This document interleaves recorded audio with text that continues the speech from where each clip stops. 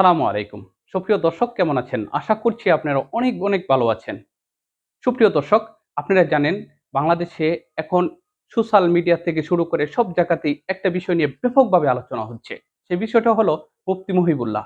সে এত বড় মিথ্যা জঘন্যভাবে তার নিজেকে উপস্থাপন করতে পারলো। আসলে ঘটনাটা কি? সে বলছে তাকে হাতে পায়ে শিকল পরিয়ে তার জামা খুলে তাকে বীভৎসভাবে নির্যাতন করা হয়েছে। সে এমনভাবে বলছে যে আসলেও তার সাথে ইসকন ইসকন তার সাথে এই ঘটনাগুলা ঘটিয়েছে। তার নিজের মুখের কথা। আসলে ঘটনা কি ঘটেছে তার সাথে? আপনারা পুরো ভিডিওটা দেখতে থাকুন। এই রহস্য উদ্ঘাটন একটা ভিডিওতে আপনারা পেয়ে যাবেন। আসলে কি ঘটেছিল তার সাথে। তো সুপ্রিয় দর্শক, দেখতে থাকুন তার সাথে কি ঘটেছে।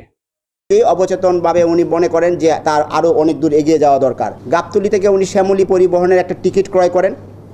টিকিটের ক্রয় করে উনি পঞ্চগড়ের টিকিটটা কিনেন। এটা আমরা তথ্য প্রযুক্তি সহায়তা এবং সিসিটিভি ফুটেজ এজাহারে যে বক্তব্য যে আপনাকে নিয়ে গিয়েছে সেটা সত্যতা আমরা পাচ্ছি না। এই মোটামুটি এখন পর্যন্ত তদন্ত। এখন এই ঘটনায় এর পিছনে কারো ইন্ধন রয়েছে কিনা, কি অবজেক্টিভ ওনার মধ্যে রয়েছে, আরও কারো জড়িত রয়েছে কিনা, এটি এখনও আমরা স্পষ্ট করতে পারিনি।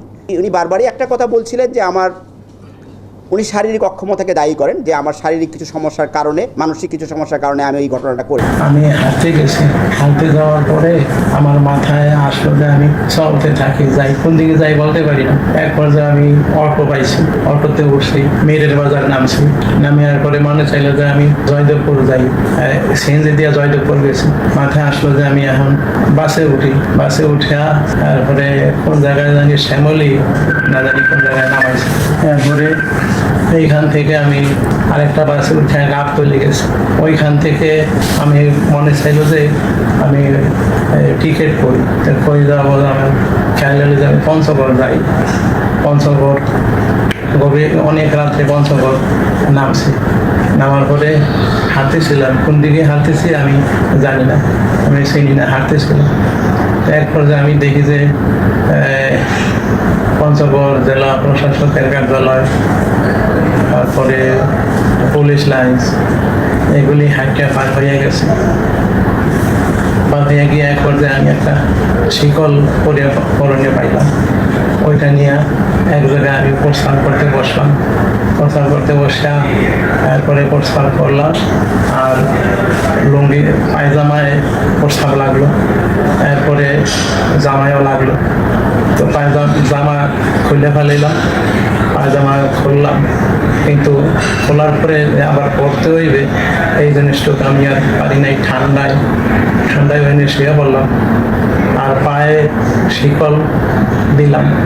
পায়ে শিকল দিয়া তারপরে আমার এই যে কেন করতেছি এইটার কোনো চিন্তা ভাবনা কিছুই আমার নাই, খালি যা মাথায় আসতেছে তা করতেছি। এক পর্যায়ে আমি শুয়ে পড়লাম, ঠান্ডায় খুবই কাতর হয়ে গেলাম। এরপরে কতক্ষণ যেন আমার ঘুম আসলো। তারপরে সকালে লোকেরা আমার এই হসপিটালে নিল। আমি দেখি যে আমি পঞ্চগড় হসপিটালে আছি। চতুর্দিকে আলিম ওলামা আসলো।